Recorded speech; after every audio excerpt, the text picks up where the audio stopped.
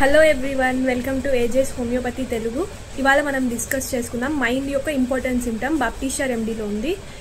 Delusion, illusion, హెలుసినేషన్ అనే దాని మీద ఆల్రెడీ వీడియో చేశా. అది చాలా కన్ఫ్యూజింగ్గా ఉంటుంది. ఇప్పుడు నేను ఒక ఎగ్జాంపుల్ చెప్పి అది ఏ కేటగిరీలోకి వస్తుందో మైండ్ సిమ్టమ్ ఎక్స్ప్లెయిన్ చేద్దాం. ముందు చదువుతా symptom. Cannot go to sleep because she cannot get her self together.